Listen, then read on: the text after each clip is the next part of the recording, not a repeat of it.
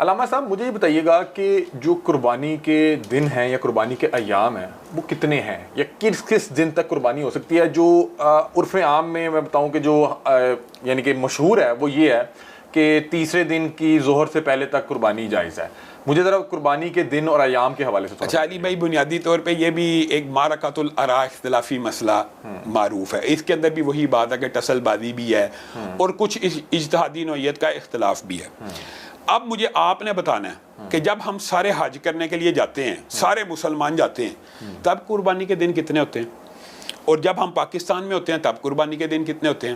قرآن پاک کی آیت ہے فَمَن تَعَجَّلَ فِي يَوْمَيْنِ فَلَا إِثْمَ عَلَيْهِ. عید کے بعد جو 11 اور 12 منا میں رہے 13 تک رہنے کی اجازت ہے، اور جو 11 12 بھی رہے فَمَن تَعَجَّلَ فِي يَوْمَيْن 2 دن پہلے آ جائے، تو اگر قربانی کے کل ایام 3 ہوں، 2 دن پہلے آ جائے تو وہ تو صرف 10 11 بنتا ہے.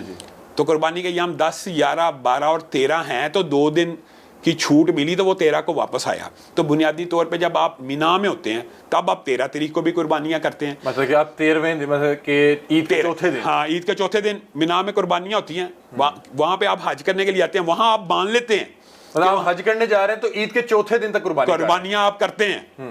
تو جب آپ پاکستان میں ہوتے ہیں تب عید کے چوتھے دن تک قربانی نہیں ہوتی. یہ فلسفہ کہاں سے آیا؟ یہ فلسفہ صحیح نہیں ہے. میں اس کی وجہ ایک اور بتاتا ہوں. حدیث رسول اللہ صلی اللہ علیہ وسلم نے فرمایا کہ ہر تشریق کے دن ذبح ہے. اور ایام کس کو کہتے ہیں؟ جمع کو. یہ بڑی عام فہم بات ہے، اس میں بہت لمبا چوڑا اختلاف ہونا نہیں تھا چاہیے، لیکن معاشرے میں بہت لمبا چوڑا اختلاف ہے. ایام جمع ہے یوم کی. یوم کی تسنیہ یومین ہوتا ہے اور جمع ہوتا ہے ایام. ایام کم از کم کتنے دنوں پہ دلالت کرتا ہے؟ عربی زبان میں جو جمع ہوتی ہے کم از کم 3 پہ دلالت کرتی ہے. عید کے دن کے بعد 3 دن ایام تشریق پوری دنیا میں اجماعی مسئلہ. ایام تشریق کس کو کہتے ہیں؟ 11 12 13 کو. 11 12 13 کو. 10 کو تو آپ عید میں ہاں، تو ایام تشریق. اب ہر یوم تشریق کے اوپر ذبح کی حدیث بھی موجود ہے. اور پھر آپ یہ دیکھیں کہ ایام معدودات، ایام معلومات، قرآن پاک میں بھی ان کو 3 دن سے متصف کیا گیا. عید کے بعد 3 دن. مطلب آپ یہ کہہ رہے ہیں یوم النحر تو شامل نہیں نہ ہوتا ایام تشریق میں یا معدودات میں. وہ تو دن عید کا دن تو نہیں ہے. یہ تو ایک عام فہم لاجک. اچھا، میں آپ سے بات کر رہا ہوں کہ میں یہ عام لوگوں کو سمجھنے کے لیے کہ آپ یہ کہہ رہے ہیں کہ 4 دن تک عید کی جو ذبح کی اجازت ہے وہ 4 دن تک ہے. یہ ہمارے معاشرے کا عرف ہے کہ ہم 3 دن تک کرتے ہیں. اس تیسرے دن بھی بتایا گیا کہ بس آپ نہیں، لیکن مغرب تک آپ قربانی کریں، تیسرے دن کوئی مسئلہ نہیں. وہ لوگ اس لیے کہتے ہیں کہ عصر کے وقت چھری پھیر دو. یہ تو ایک چلو عرف ہو گیا نا معاملہ کہ یار مغرب ٹائم، جن کے نزدیک 3 دن قربانیاں، مغرب کے دن اگلا دن شروع ہو جاتا ہے نا اسلام میں. مغرب سے آپ کو پتہ. لیکن آپ یہ کہہ رہے ہیں کہ عید کے چوتھے دن قربانی کرنی چاہیے. میں اللہ کے فضل و کرم سے آپ کو پتہ ہے کہ اہل حدیث مکتبہ فکر چوتھے دن پاکستان میں قربانی کرتا ہے.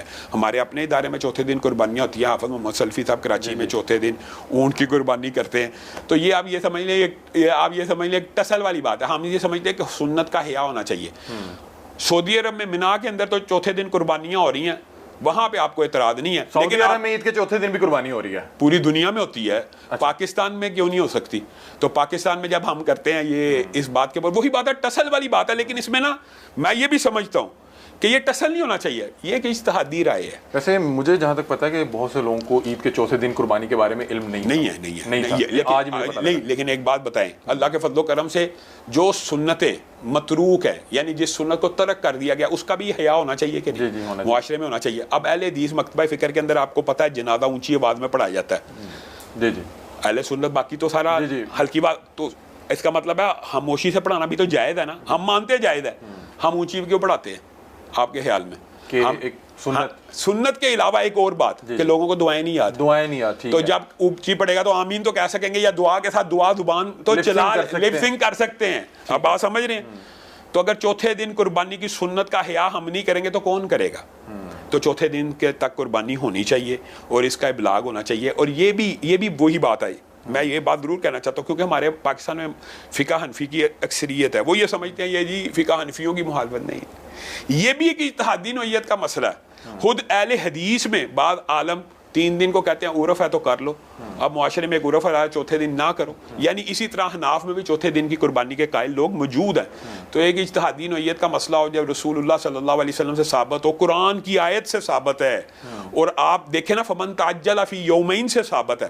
کوئی حاجی 12 تاریخ کو, یعنی آپ یہ بتائیں کوئی حاجی جو بھی حج کرنے کے لیے جاتا ہے وہ 11 کو, یعنی 10, اگر 2 دن وہ 10 اور 11 کو قربانی کا دن سمجھتے ہیں تو 11ویں تاریخ کو مینا سے واپس آتا ہے, سمجھے نہیں آتا, وہ 12 کو آتا ہے یا 13 کو آتا ہے, مطلب کہ عید کے چوتھے.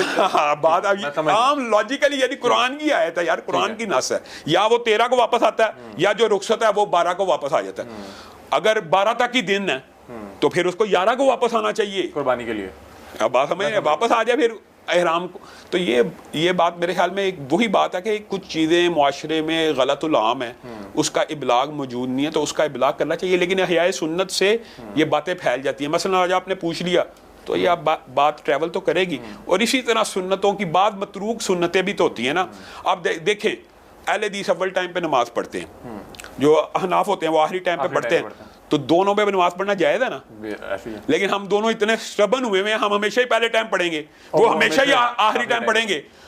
کبھی تو یار دونوں یہ سمجھ رہے ہیں نا, یہ بات ہے پہلے ٹائم پڑھ لیں کبھی آپ آخری ٹائم. اگر یہ ہو جائے نا معاشرے میں تو یہ ٹسل بازیاں ختم ہو جائیں. اچھا مجھے یہ بتائیے گا, اب میں تھوڑا سا عید کے دن کے حوالے سے پوچھنا چاہ رہا ہوں کہ بہت سے لوگ عید کی نماز سے پہلے تکبیر کر دیتے ہیں, کیا عید کی نماز سے پہلے تکبیر ہو سکتی ہے؟ اچھا اب بات یہ بتائیں کہ یہ تو ایک ایسی چیز ہے جس کے بارے میں واضح نص موجود ہے. ابو بردہ نے رسول اللہ صلی اللہ علیہ وسلم کے صحابی ہیں, وہ صبح اٹھتے ہیں, قربانی کے لیے ایک بکری لائے ہوئے ہیں, اپنے معاشرے پہ نظر ڈالتے ہیں اور دیکھتے ہیں یار یہ بڑے غریب لوگ ہیں, وہ صبح اٹھتے ہیں, عید کی نماز سے پہلے اس کی ذبح کرتے ہیں اور رسول اللہ کے پیچھے عید پڑھنے آ جاتے ہیں, اور رسول اللہ صلی اللہ علیہ وسلم کو آ کے اپنی بطور نیکی کے اظہار کے لیے تحدیث نعمت کے طور پہ بتاتے ہیں کہ اللہ کے رسول آج میں عید کی نماز آپ کے پیچھے تو پڑھی ہے, لیکن میں اپنے گھر سے قربانی کر آیا ہوں, میں اپنے گھر سے قربانی عید کی نماز سے پہلے کر آیا ہوں.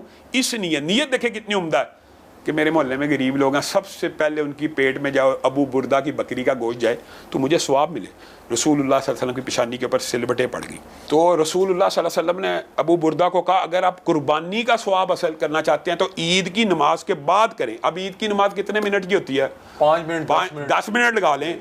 تو 10 منٹ پہلے اگر کیا تو وہ اس لیے قبول نہیں کہ رسول اللہ کی سنت نہیں ہے, اور 10 منٹ بعد کیا تو اس لیے قربانی ہے کہ وہ رسول اللہ کے فرمان کے مطابق ہے. تو جو بندہ عید کی نماز سے پہلے قربانی کرتا ہے نا, اس کی کوئی قربانی نہیں, وہ صدقہ تو ہو سکتا, قربانی نہیں ہے. تو یہ جو کسائی ہیں یہ تو فجر کے بعد ہی. اچھا یہ جو بات ہوتی ہے نا, یہ کسائی ہوتا ہے وکیل.